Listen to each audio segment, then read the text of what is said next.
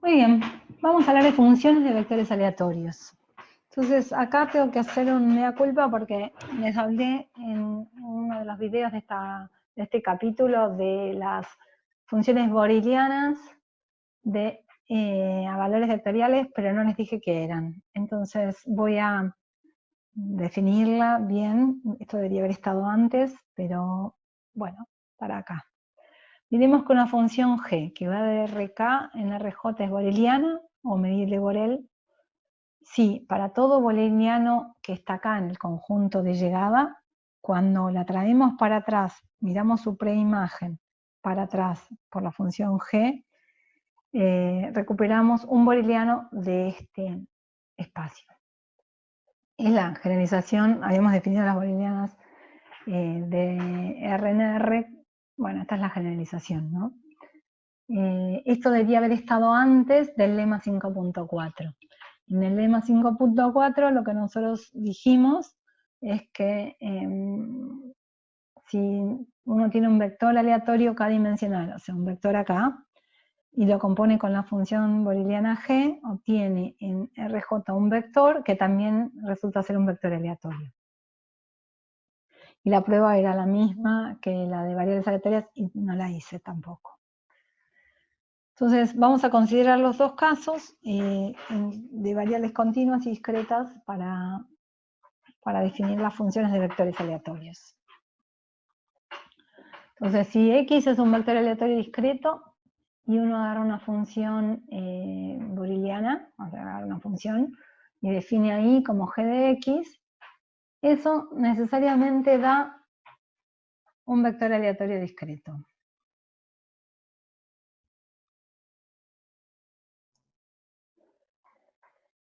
Bueno, pero si es un vector aleatorio discreto, podemos tratar de discutir y deducir cuánto debería valer su rango. Y resulta que su rango es fácil de calcular, que es agarrar cada valor del rango de x y aplicarle la función g. Y recolectar todos estos valores que van a dar el rango de y. Como el rango de x es un conjunto a lo sumo numerable, también va a ser un conjunto a lo sumo numerable este conjunto de acá, y por lo tanto y va a ser una variable aleatoria discreta. Por supuesto, si la función g es inyectiva y el rango de x era finito, el cardinal del rango de y también va a ser finito con el mismo cardinal. Ahora, si g no es inyectiva, bueno, habrá alteraciones de ese rango, de ese cardinal. ¿Y cómo calcularemos la función de probabilidad puntual conjunta del vector i? Bueno, acá la manera de calcular esto va a ser la siguiente. Esto mide la probabilidad de que el vector i mayúscula tome el valor i minúscula, y entonces lo que vamos a tener es que sumar sobre todos los k en el rango de x, o sea, que van a parar por la función g al valor i, y calcular la probabilidad a todos estos, sumar estas probabilidades. Es primero observar que esta probabilidad es la probabilidad de que el vector aleatorio y mayúscula toma el valor y minúscula.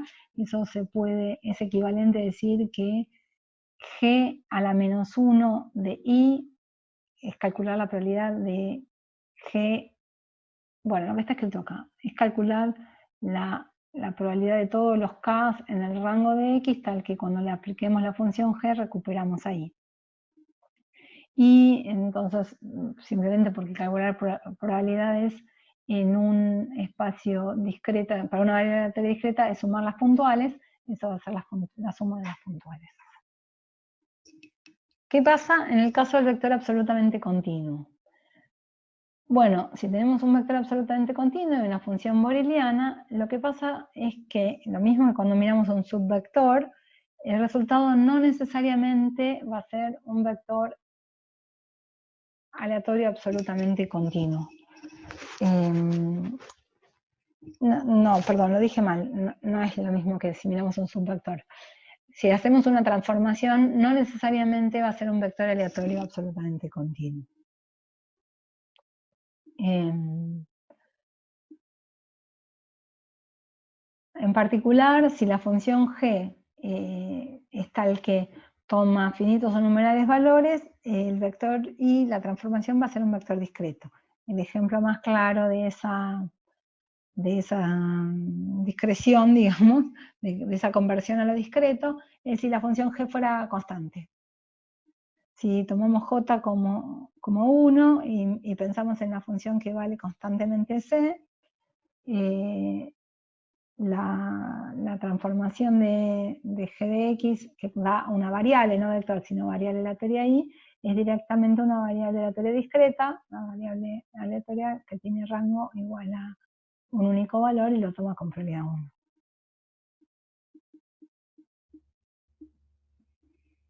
Hay algunos casos, y eso es lo que vamos a mirar en el teorema este que está acá, en el cual a partir de un vector aleatorio absolutamente continuo, le aplicamos una transformación g particular y obtenemos un vector aleatorio que es también absolutamente continuo. Y en tal caso lo que nos va a interesar es ver cómo calculamos la función de densidad del vector transformado a partir de conocer la función de densidad del vector original. Así como acá calculamos la probabilidad puntual del vector transformado a partir de conocer la probabilidad puntual del vector x. Entonces eso es lo que nos da el teorema de cambio de variable, que nos permite dar conclusiones en un escenario un poco acotado, pero muy útil. Entonces, tenemos un vector aleatorio absolutamente continuo en RK y vamos a mirar, de alguna manera, el conjunto donde el subconjunto de RK al cual nos podemos restringir y seguir manteniendo probabilidad 1. Y pensamos que tenemos una función g que va de esencialmente RK en RK. Esto es lo primero importante, que mantiene la dimensión. O sea, para usar el teorema de cambio de variable lo que necesitamos es una transformación de un vector k-dimensional en otro vector que también es k-dimensional. Y estos conjuntos G1 y G2 son tales que los vamos a pedir para que la función sea biyectiva en ese lugar. O sea, nos vamos a mirar si la función G, que podría estar definida en todo RK, lo que nos va a interesar es que cuando miremos la restricción a donde se concentra la probabilidad de X, sea inyectiva, digamos, y después restringiendo el codominio podemos asegurarnos que sea biyectiva. Que sea de clase C1, eso quiere decir que sea derivable y diferenciable, porque es una función k-dimensional, y que sus derivadas parciales sean continuas, y tal que el determinante del diferencial de G sea distinto de 0. Esto es, el diferencial de G, ustedes saben, es una matriz, bueno, es una función, en realidad, a valores matriciales, que va de RK en el espacio de las matrices de K por K, con determinante distinto de 0 para todo X en este conjunto. Entonces, esto es lo que define al conjunto G1. Tiene que haber un conjunto G1 donde podamos conseguir esta condición y que nos interese esta Y. Si estamos en esa situación, por supuesto va a existir la función inversa, que va a ir de G2 a G1, que la vamos a anotar G a la menos 1, y lo que este teorema asegura es que en tal caso el vector transformado es absolutamente continuo y su función de densidad la podemos calcular, su función de densidad conjunta, la podemos calcular conociendo la función de densidad del vector X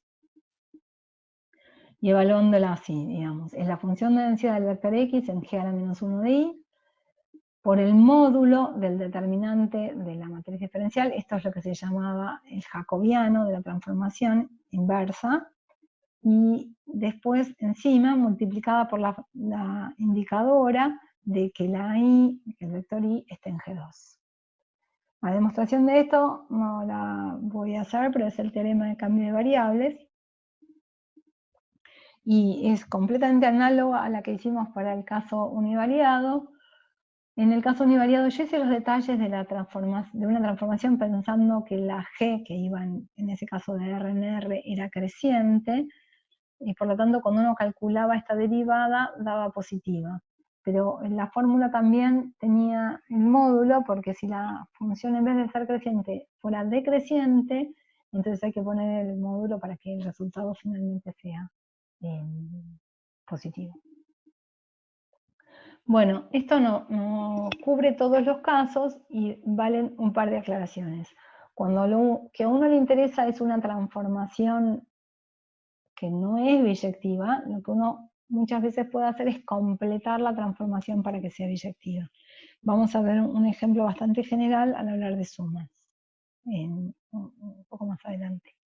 Y la otra cuestión que puede ser de interés es que a veces lo que nos interesa es una transformación que no es biyectiva, elevar al cuadrado, por ejemplo, pero que puede ser biyectiva de a trozos, o sea que podemos acomodar, elegir regiones donde sea localmente, digamos, inyectiva. Entonces, hay un teorema, una adaptación del teorema de cambio de variables al caso no inyectivo.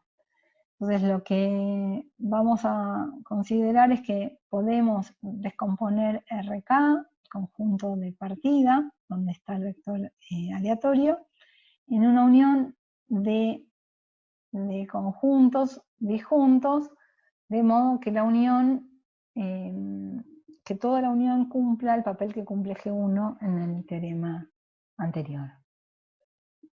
Y lo que vamos a hacer es pensar que tenemos una función G que va a RK de manera tal que cuando nos restringimos a cada uno de estos U sub j y definimos la función G sub j como la restricción de G al U sub j, así es como se define el G sub j, entonces esta función G sub j es inyectiva. Y tenemos esta misma condición que teníamos antes, que es ser de clase C1.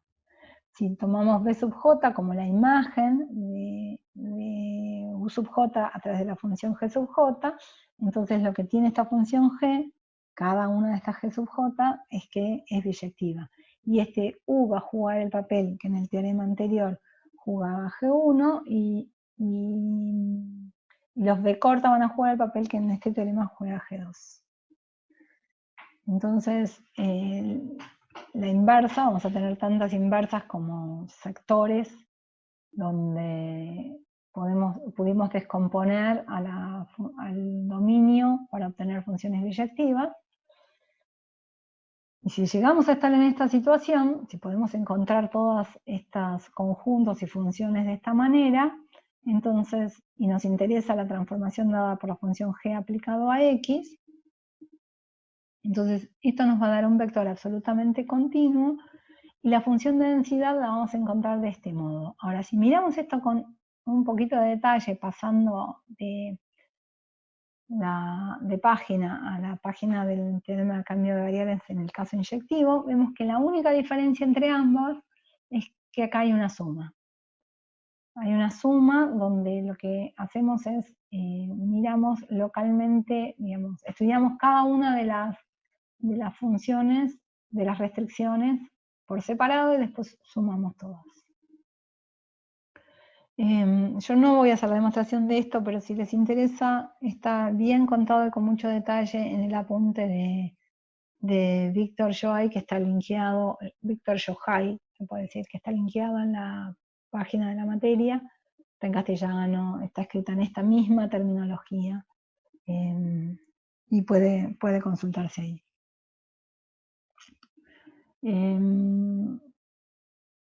Y lo pueden usar. De hecho, les voy a poner un ejercicio, hay un ejercicio al final de este video para que lo apliquen.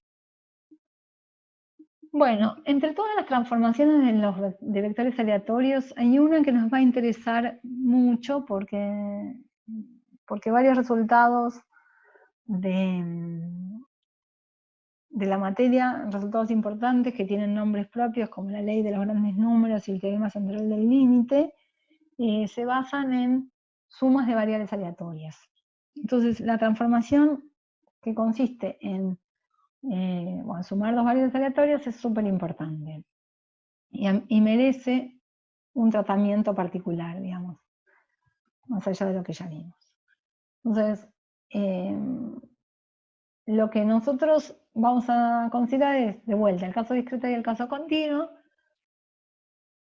Si x e y son variables aleatorias discretas y definimos a z como la suma, claramente z es una variable aleatoria discreta y el rango va a estar dado por todas las posibilidades, lo que antes llamábamos, todos los valores de aplicar la función, la g del caso y, acá van a ser todos las sumas, las imágenes a través de la función suma, que se puedan armar con un valor en el rango de x y un valor en el rango de y. Y la función de probabilidad puntual de la z se obtiene de este modo, ¿no? Este evento, esta probabilidad es la probabilidad del evento que z sea igual a z variable aleatoria igual a sea igual a z pequeña. Eso quiere decir que x más y sea igual a z. Y ahora vamos a tratar de escribir esto en términos de la puntual conjunta del vector xy.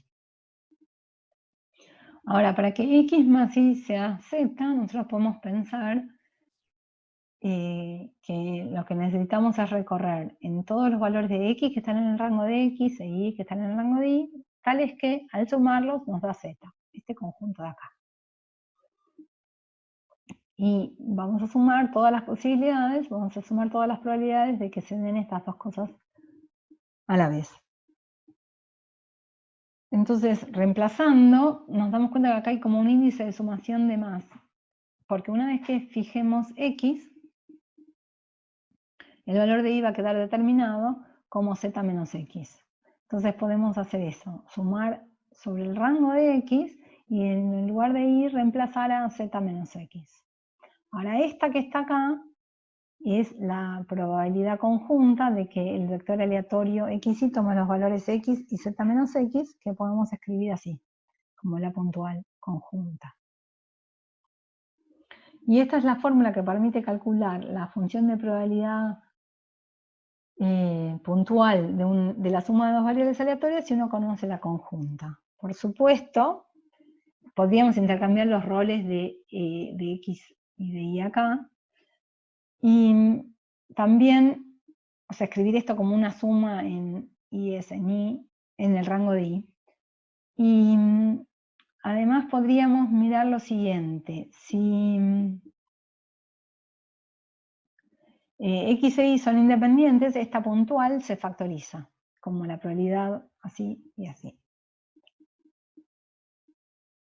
Simplemente.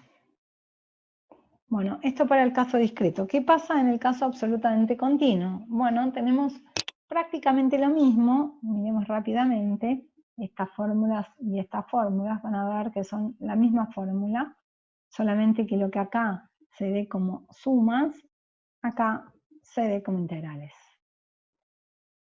Y acá sí hice las dos notaciones que en este caso no las hice. Entonces, si x y un vector aleatorio continuo con densidad f sub xy, tenemos que x más y va a ser una variable aleatoria continua con la densidad dada por esta densidad de acá. Y si x e y son independientes, ya sabemos que eso quiere decir que esta densidad conjunta se factoriza.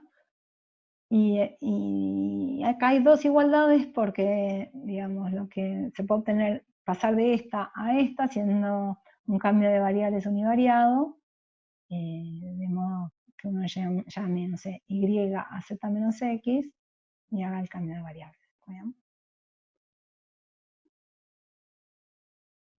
Digo, también lo podría haber escrito acá como el correlato de la conjunta evaluado en z menos i, i. Debería haber escrito eso Son muchas fórmulas, todas iguales. Vamos a probar esto. Y me interesa que la demostración miremos que es, la veamos más allá de que es la demostración de este resultado, que la miremos a la luz de, la vemos como una aplicación del teorema de cambio de variables.